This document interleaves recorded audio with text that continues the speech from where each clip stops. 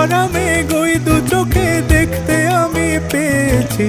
একলা মনে নির্জনেতে তোমার ছবি এঁকেছি, নাম রেখেছি বনলতা যখন দেখেছি। হয়তো বা সেই ক্ষণেই তোমায় ভালোবেসেছি।